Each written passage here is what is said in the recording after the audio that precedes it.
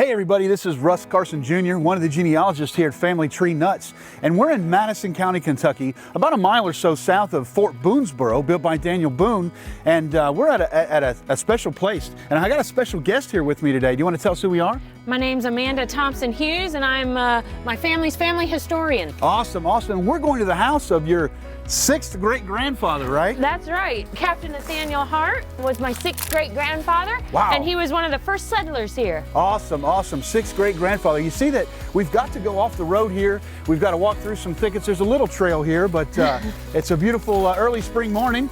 We've got thickets and stuff all over the place that we got to crawl through. Don't want to get my hair caught, you know. It's crazy, isn't it?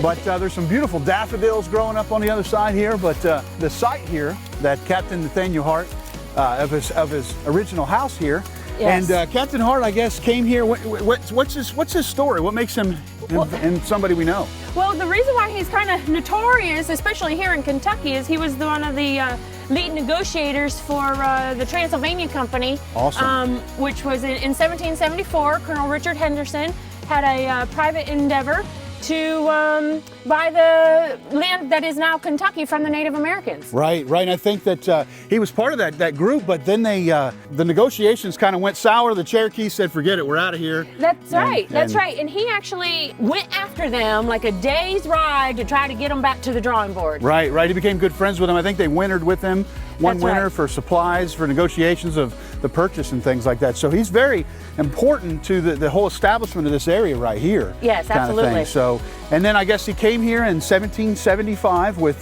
Boone and the others at Boonesborough.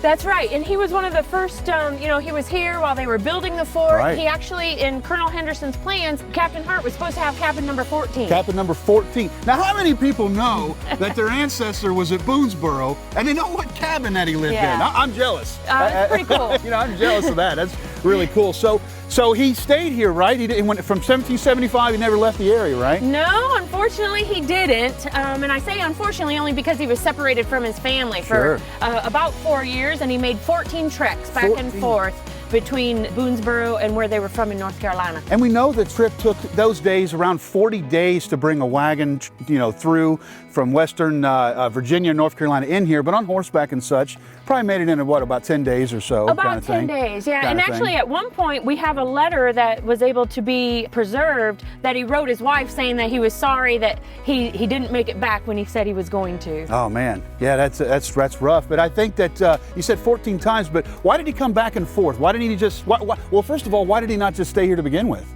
Well, again, his safety concerns for his family. Because of Indian attacks. There was a lot of Indian attacks in that time, right? Yeah. There was a lot of raids and things like that. I mean, the siege happened when? In 1778? Right. Yeah. So why did he keep coming back here, though? Why didn't he just stay away till the Indian attacks were calmed down? Well, he had to come back and forth because he had to show improvements on the land. The Transylvania Company, it didn't really work out the way that Colonel Henderson wanted it to, and then the state legislature of Virginia got involved. And so then he was dealing with the government, and he had to show that he was improving his land in order to keep it. I think him and his brother-in-law, Jesse Oldham, were they the first?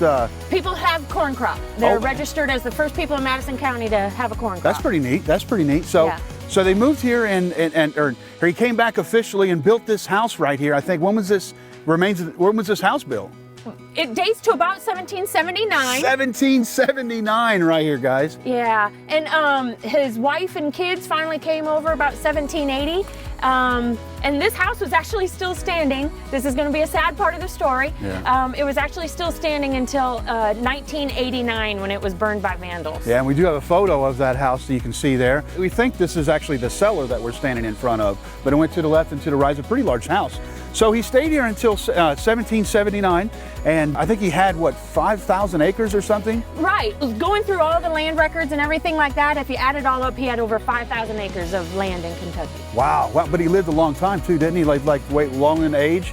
No, unfortunately, 2 years later, he actually was killed by Indians just about 2 miles up from the point of where we are right now. That's horrible. And we've got a video of that, documenting the story there at location.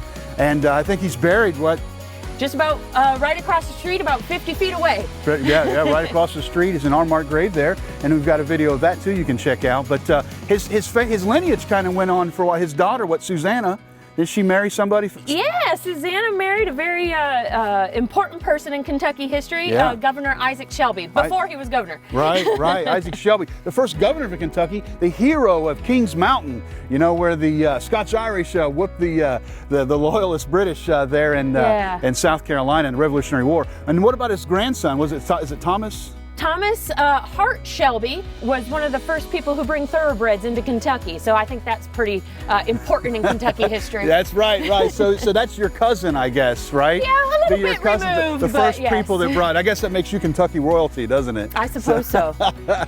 So, is there anything else you'd like to say while we're here?